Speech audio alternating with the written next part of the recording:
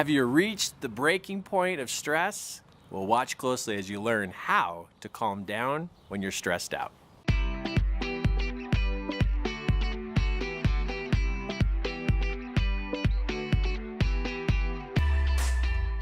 Stress. Oh my goodness, are you a really good stressor? Are you could you get a membership card to the stress, facility downtown, or could you maybe it's a name badge that you wear? Hi, my name's Kirk, I'm stressed. Do you tell people that you're stressed? Is it part of your daily conversation is to express how much you're overwhelmed and how things have stacked up and literally started to smother you? If it's in your language and it's on your mind every day and you are easily triggered because you are really, really stressed out, my friend, you need some help. And I've got 3 simple solutions for you here about how to lower that stress level so you can calm down. Because, yeah, we can all stress out, but I could stress out. I mean, I do more today than I would do in 3 weeks of work just about 2 years ago. There are more things I do every single day, but my stress level is way, way lower because I've began to focus more on how to calm down. And I don't know what you're thinking either, but there's a lot of people in this world. We've got a lot of activities and a lot of things we're doing, but are we really focused on literally some steps or techniques of how to calm down? Because if you don't calm down, it's going to influence your health. It's going to influence your decision making. For sure, it's going to influence your relationships, because if you're stressed, you stress the kids, you stress your spouse, you stress the people at work.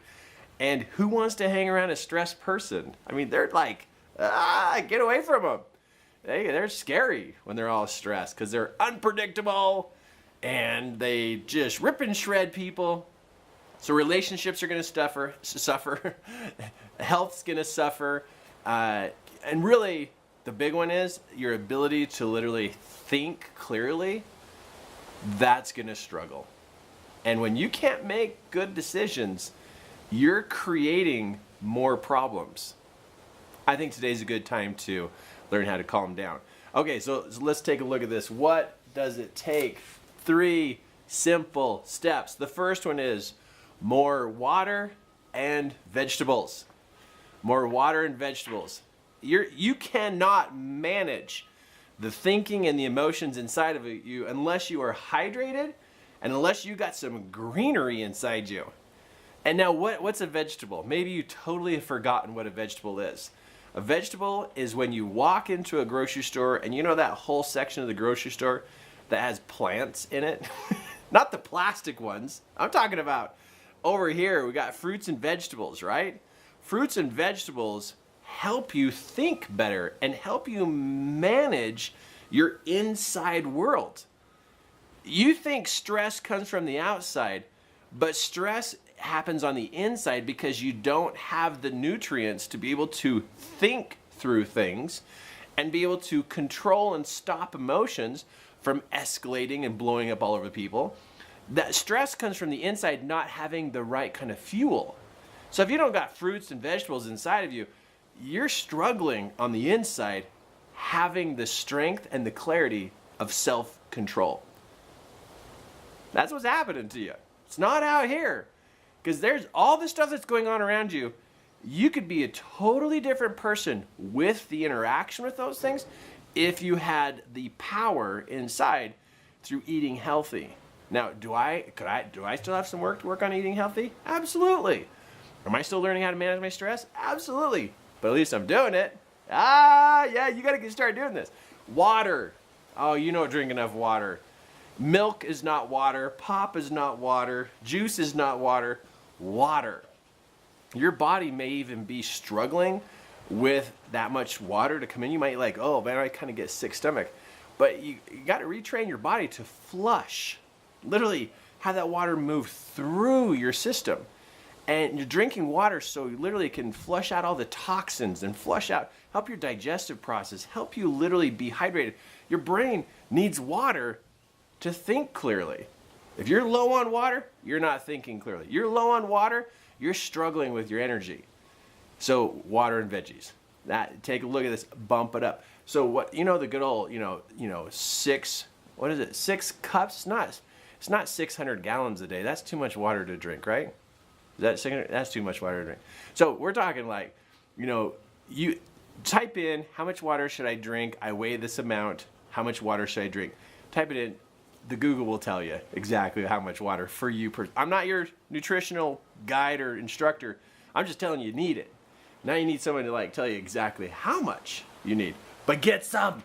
It helps you on the inside because stress is an inside problem, not an outside problem. Okay, next, a level 10 sleeping. Level 10, not 10 hours.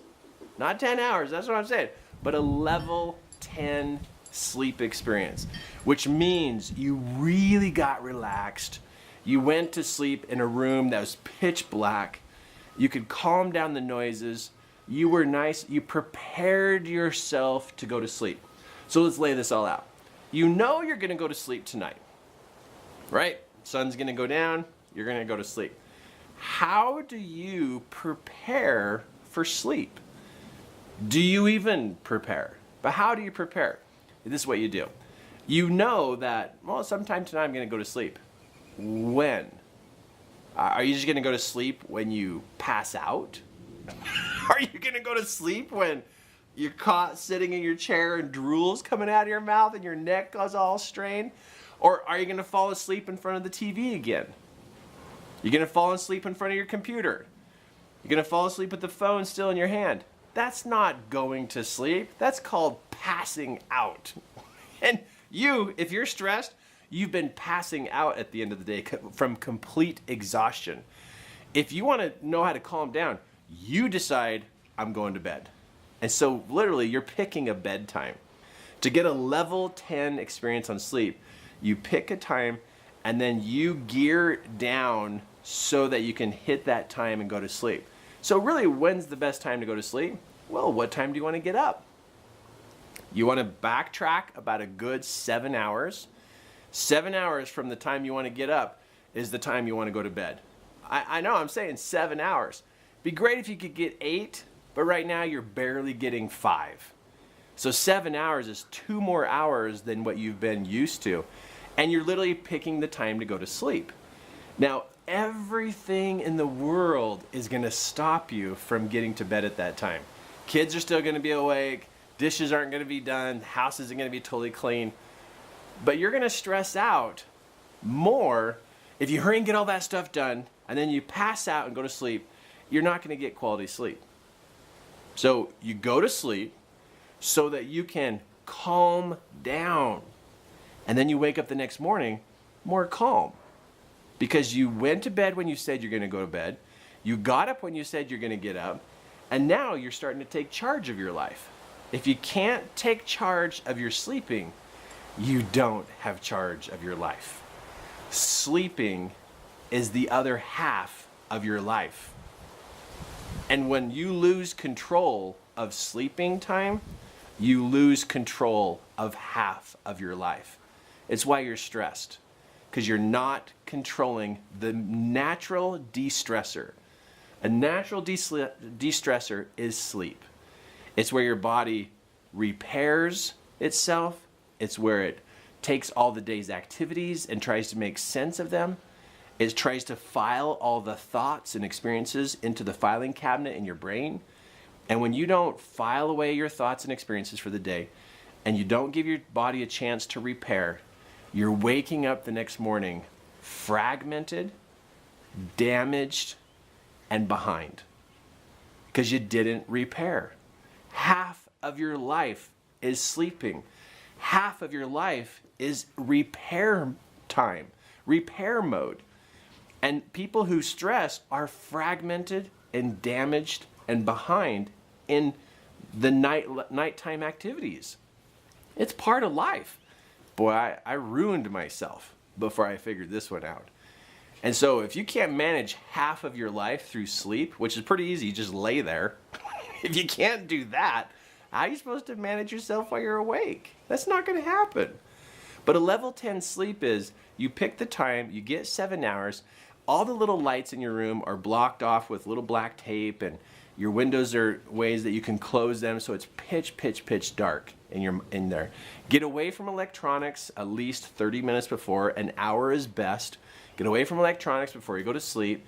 And if you can play some calm, quiet music with no lyrics, calm, quiet music with no lyrics before you go to sleep, and just help put your body into harmony. Harmony with music is harmony with your body. So harmony helps create harmony so that your organs and all your functioning parts of who you are on the inside kind of are following that nice, calm music with no lyrics. And it helps put you into a nice lullaby before you go to sleep. You know, when you're holding the baby and you sing a lullaby, you're helping put that baby into a nice harmony before it goes to sleep. So it'll sleep good. So you literally are treating yourself like you're a little kid. So pick your time, 7 hours, nice quiet music, black off all the room, and make sure you can get as quiet as possible. If you need to wear those one things so it's like pitch black, or if you need to wear earplugs, get them. Shut down the sound, shut down the light, so your body can shut down. Now, if you're super high active thinker and you need to get a pad of paper and write down all your thoughts and all your worries and everything on a pad of paper before you go to sleep, that's another good practice. Unload your brains on paper or on your laptop, close it, put it to the side, then go to sleep. And then while you're sleeping, something I do, I don't know if it's for you or not, but I love to tell people this one, get some kind of meditation CD that you can play quietly that like tells you about your body relaxing and, you know, all the muscles in your face and your body, your back and your shoulders, your neck. That really works for me. But a level 10 sleep. Remember, sleep is half of your life. It literally is half of your life. Can't manage your sleep, you're not managing your recovery. That's why you're stressed. Okay, the last one, soak. I know, gotta soak you. If I could come over to your house every day, I'd just like either stick you in the shower and soak you with hot water, or throw you in a tub and just get you to soak in liquid. Now, I'm gonna go out on an edge with this one, but I really think that, I know this is gonna sound weird, but just go with me on this one. The tub and the shower, when we get nice, warm, cozy water all over us, I think what it does is it triggers our mind to put us back in the womb where we're literally in the amniotic fluid before we were born. And that feels safe and nurturing and comfortable and healing. And so when we soak in the tub or soak in the shower, we literally are triggering our subconscious to say, I'm safe, I'm okay, there's enough, there's people who love me, there's people who take care of me.